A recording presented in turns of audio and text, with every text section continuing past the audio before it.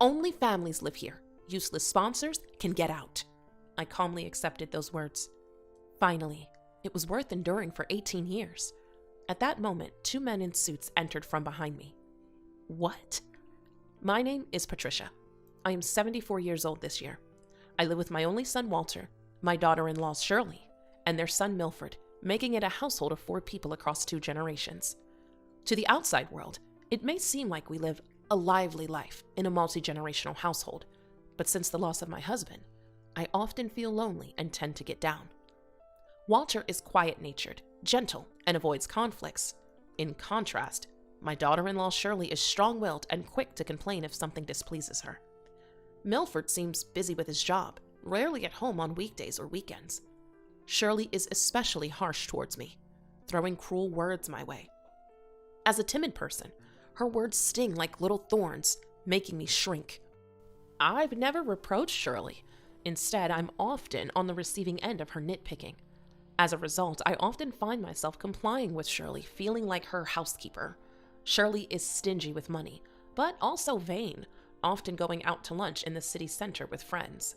She always asks me to do chores like cleaning and laundry when she goes out. Moreover, when heading to the city center, she makes me drive her to the station. Shirley naturally gets into the back seat, as if I were a taxi driver.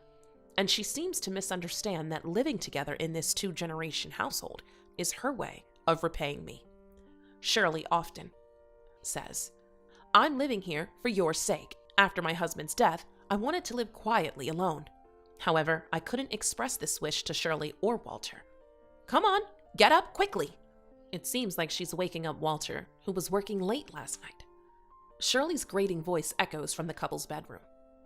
As usual, she's in a bad mood today, waking up Walter at the same time on a holiday and hurrying him to get ready. I spoke to Walter, who was washing his face in the bathroom.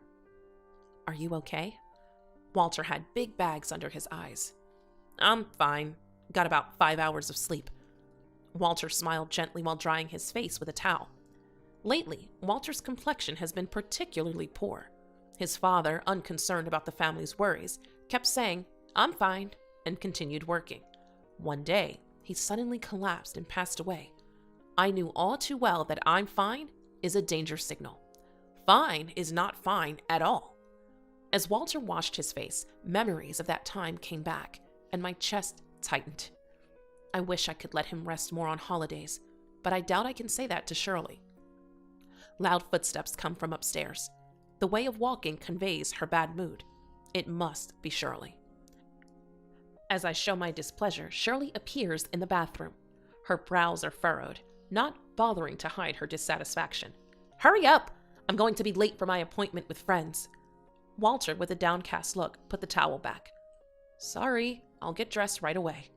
The meek Walter quickly left the scene. Shirley thrust a note at me. "Patricia, here. This is the shopping list. Get these." Shirley pushes the note into my hands without looking me in the eye.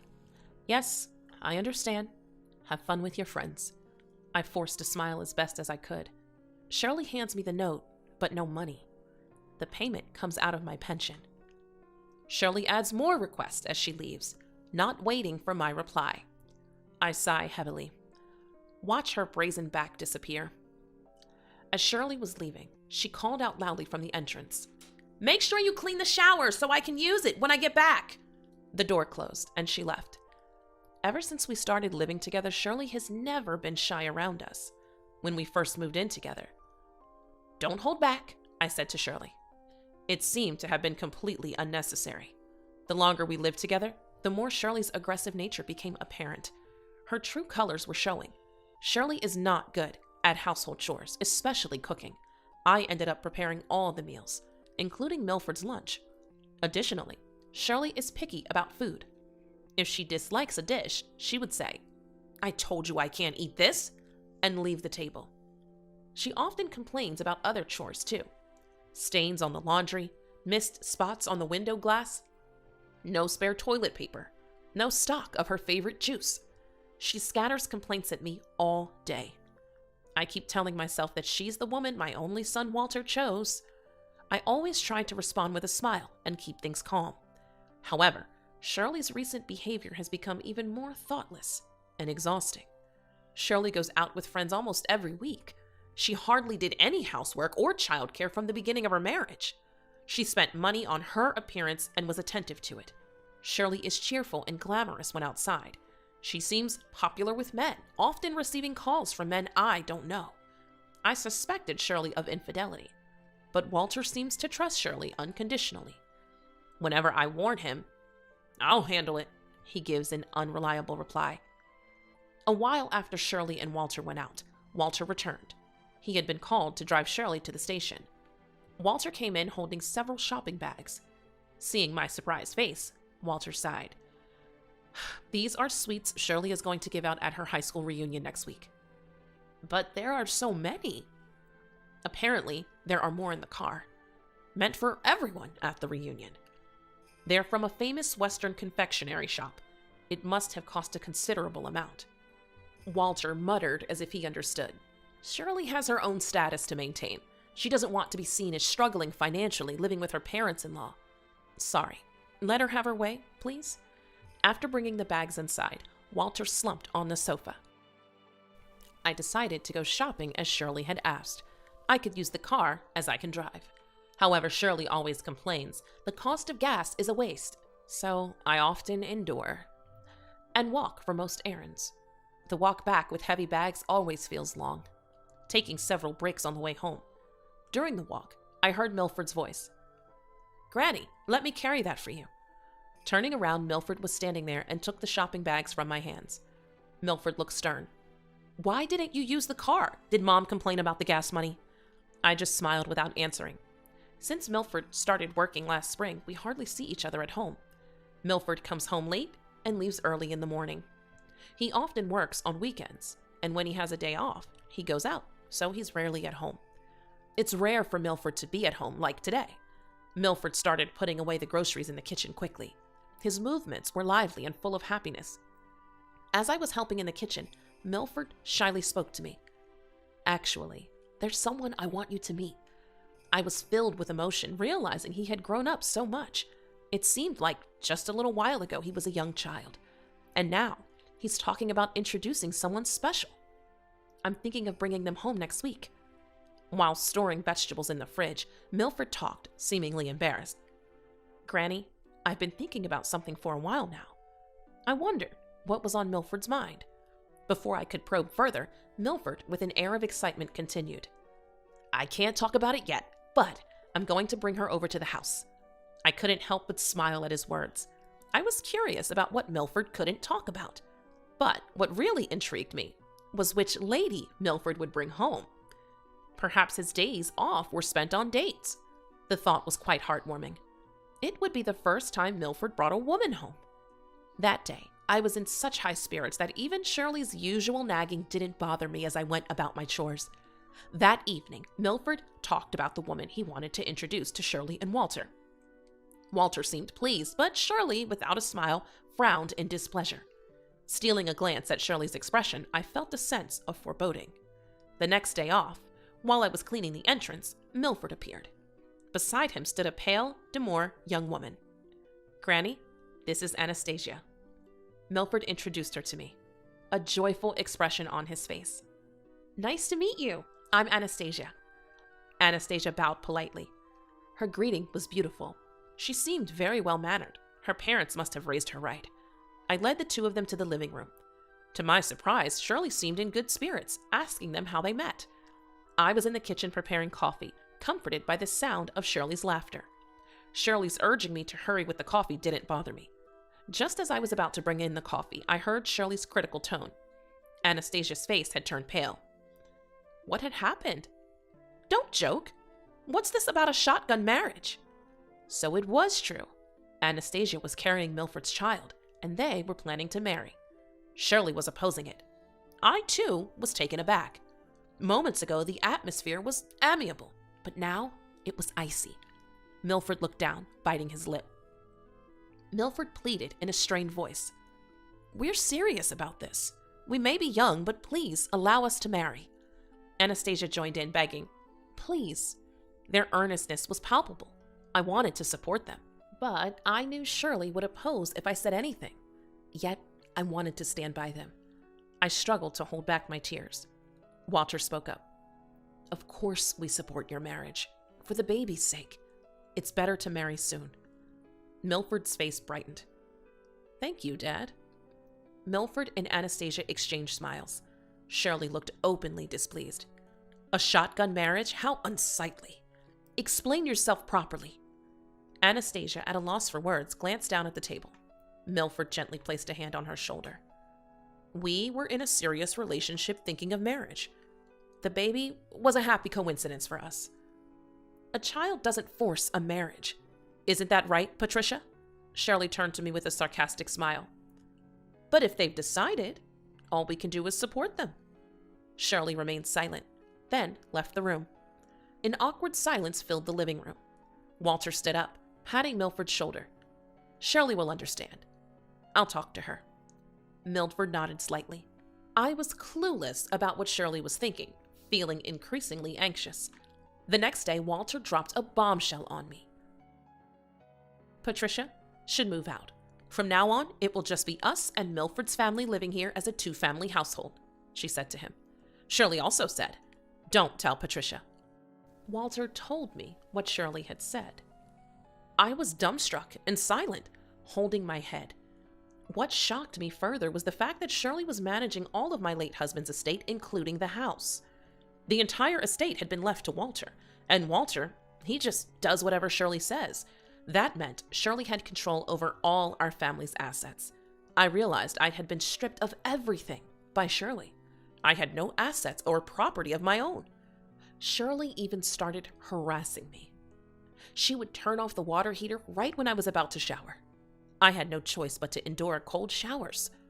There were times when the washing machine was unplugged and I had to wash clothes by hand. It was all to drive me out. The harassment gradually escalated.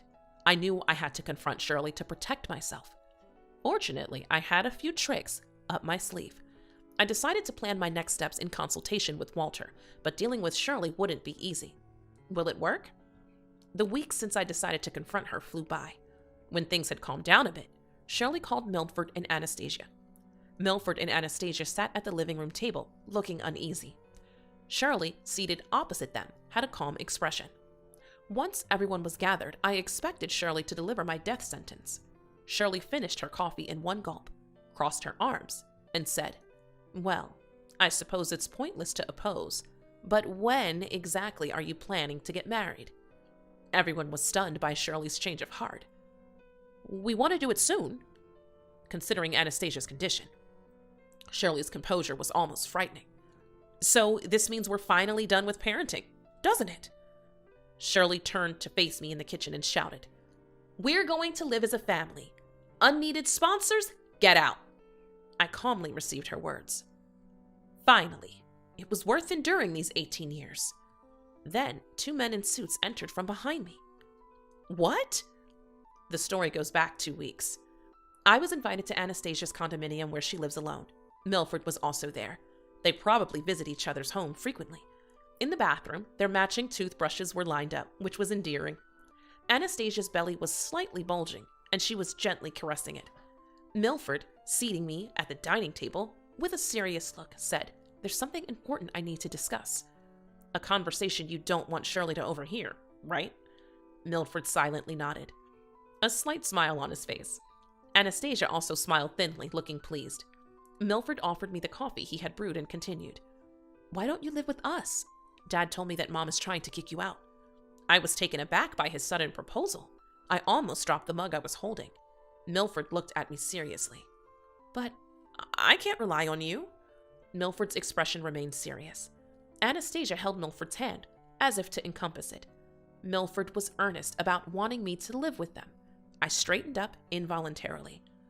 I've always thought about it since I was a child. Granny, you were always treated badly by Mom. I couldn't stand it. Indeed, Shirley is strong-willed and assertive. Dad never talks back. I can't just watch Granny being mistreated by Mom. I'm fine. Thank you for worrying. Remember when I first said I wanted to introduce Anastasia to you, Granny?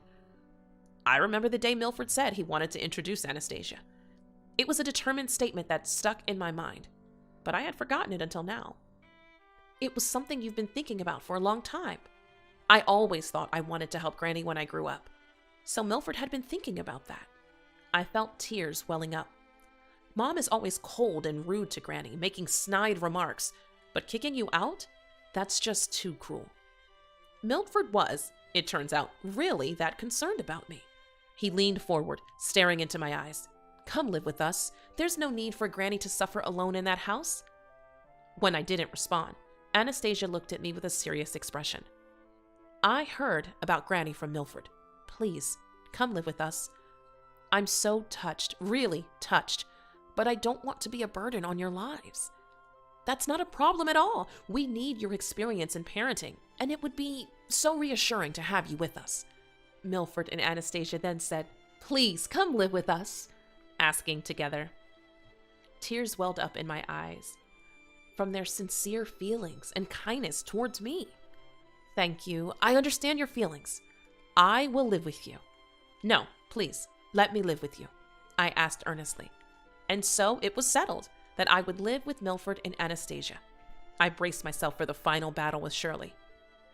Leaving Milford's condo, I felt relieved knowing that even if Shirley kicked me out, I had a place to go. My arsenal wasn't just that. Standing behind Shirley now were two men, a dignified older gentleman and a tall young man, both on my side. Just now, finally, it was worth enduring for 18 years, I said. Shirley stood dumbfounded, as if deflated. This man here is the landlord, a childhood friend of my late husband. The dignified man nodded in greeting. This land is actually leased. I explained that the condition for renting it was that I lived here. Everyone looked puzzled. I recounted how the landlord and my husband had argued over who would marry me. Ultimately, my husband chose me. The landlord, wanting to see me, lent the place on the condition that my husband and I continued living here. I explained it all in order. Ever since then, I've been living here. Wow, Granny, you were really cherished. The landlord blushed. Shirley, unable to speak, trembled her lips. So, everyone has to leave here, right? That's right. Shirley, for the 18 years we've lived together, I've always endured. But now, it's over. That's absurd. What about the tenant's right to stay? You can't just tell us to leave. Shirley argued vehemently. Normally, yes, but I've discussed it and chosen to terminate the lease myself. Shirley clenched her fist, her face turning red. I've lived here a long time, but it's time for me to move on. I'm going to live with Milford and the others.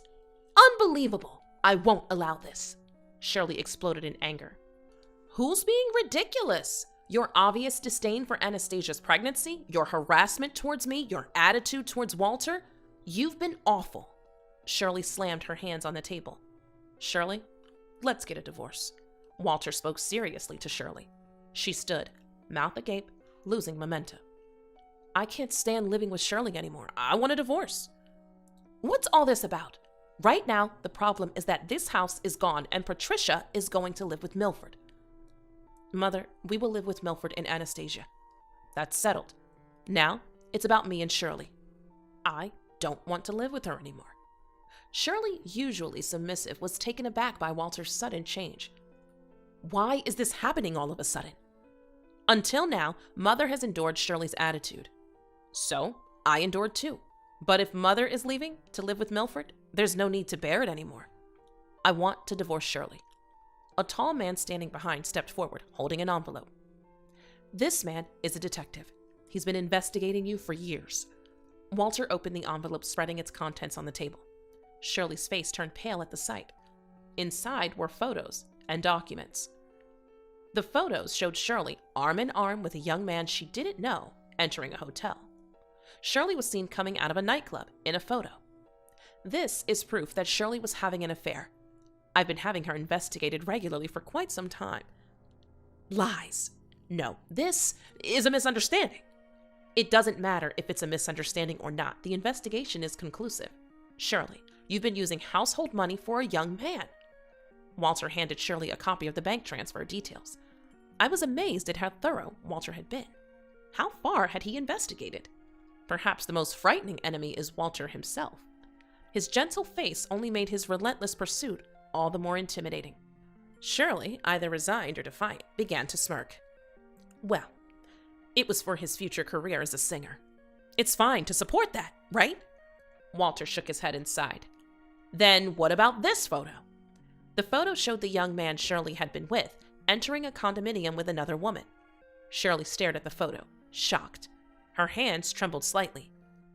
That man's been spending the money Shirley gave him on his own pleasures. Walter pulled out a digital voice recorder from the envelope. Here's a recording of him saying Shirley is an easy mark.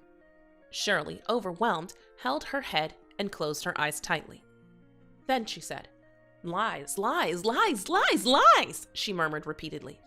Shirley, you were being deceived too, but that's no excuse. Shirley looked around at everyone with wide eyes. What am I supposed to do now? How am I supposed to live? That's for you to figure out. You have plenty of time to atone for your sins. I can't take this anymore. This life. Walter, usually quiet, raised his voice, causing Shirley to flinch and tear up. He stood up from his chair and glared at Shirley. I can't continue with Shirley anymore. Not just her attitude towards me, but everything she's done to my mother. Walter had been enduring for years. He was quiet, but vindictive. And a hard worker. Walter had been planning his revenge on Shirley for years. She had been under investigation for almost a decade. Now, Shirley was thoroughly defeated. She was speechless and collapsed onto the floor from her chair. Walter left the house without another word, followed by the landlord and the detective. No, Walter, come back! I'm sorry! Shirley kept crying incessantly. I urged Milford and Anastasia to leave the house. Shirley, left alone, was engulfed in deep regret and despair for her irreversible actions. Later, Shirley and Walter got divorced. Shirley strongly opposed it, leading to mediation. However, with all the evidence gathered, Shirley ended up paying a significant amount of compensation. Shirley demanded a share of the property, but she was confronted with the amount she had spent on the young man. Instead of compensating for the embezzlement, Shirley had to reluctantly give up her claim to the property. It was nothing but her own responsibility. Shirley, now homeless and burdened with debts, had to pay the compensation. She had accumulated a large amount of debt. Shirley now lived in a dilapidated apartment in a desolate suburban area. She worked tirelessly day and night in a factory during the day and as a security guard for road construction at night. She continued to demand money from the young man she had given money to. Give me back my money, and was warned for stalking. Despite the warning, she didn't stop her stalker behavior and could be arrested for threats.